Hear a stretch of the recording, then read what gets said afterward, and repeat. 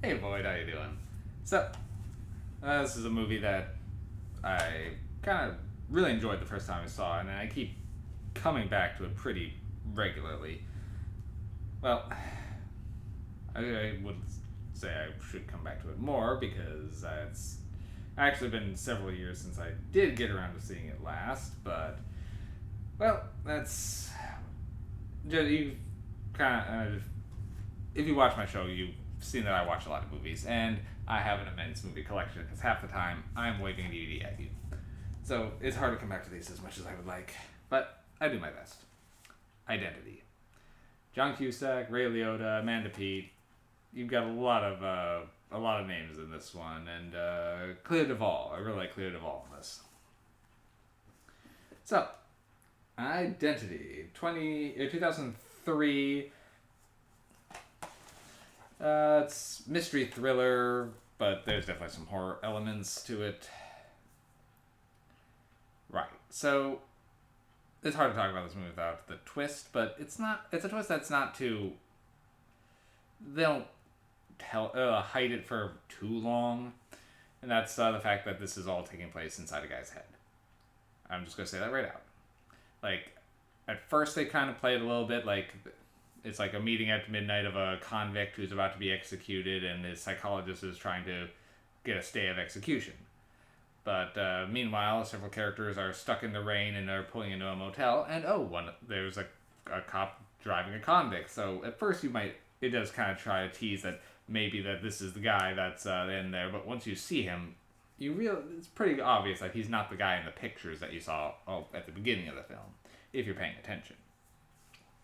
But yes, essentially the killer in question in the trial, one of his multiple personalities is the actual killer, and all his other personalities technically didn't do anything. So they're trying to use an experimental technique where he's forcing all of his personalities are forced to confront each other, and if a number of the personalities are reduced, then then hopefully the killer will be eliminated. I will say they do a good job at hiding who the killer is. It's very subtle. If you know who it is, you can see a lot of telltale signs along the way. But it does a good job of, if you're not looking for it, you really don't know. Like, it has a good, like, when you first see the convict brought in, it's like, okay, he's probably the killer. Oh, wait, the motel owner is a little bit shady too. He's hiding, there's a body he's hiding. Oh, wait, also the cop is maybe not a cop. Why has he got bloodstains on his clothes? It does a good job of keeping switching focus on what's actually going on, and as the bodies start piling up and subsequently disappearing, it leaves you guessing on what's actually happening.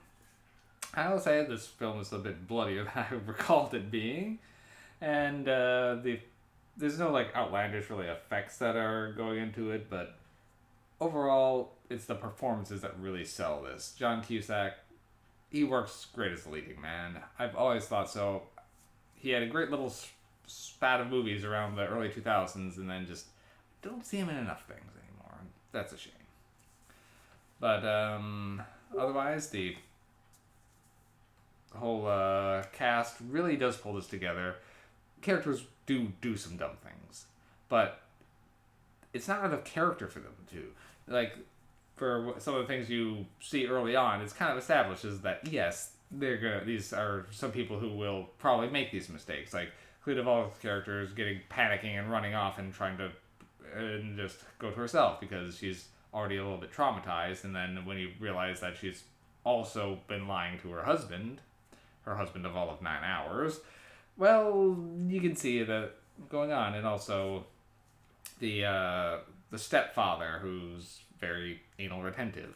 You can see him doing some of the things that why he's doing some of the things he's doing. No one's out of character when they do something dumb. I will say one thing that was a little odd for me is they have like the stylized storytelling thing where you'll meet a character and then they'll suddenly rewind to how they got there, and occasionally there'll be a rewind in the rewind of something that happened to you'll see one character driving and if they have an accident because they ran over a shoe. Okay, let's go flash rewind. Oh, this is where that shoe came from. But they really abandoned it very quickly. Like they do that just at the setup, and then once towards the end, there's a twist on who someone actually is. So then it rewinds and does it for him. But if it was a little bit more consistent with that, it wouldn't seem so jarring when it did it later. But because you could completely forget about that styling by the time it happens again, so a little odd. But overall, I do recommend Identity. It's solidly put together. It's a decent little mystery, and even if you know that it was the twists along the way, the performances alone really have this one play out very well.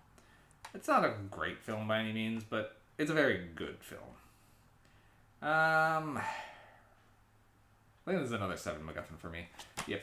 I'll go 7 MacGuffins for 2003's Identity. I think that's all I got on this one. Yeah. Check it out just for the cast alone. We'll see. See you later, Void.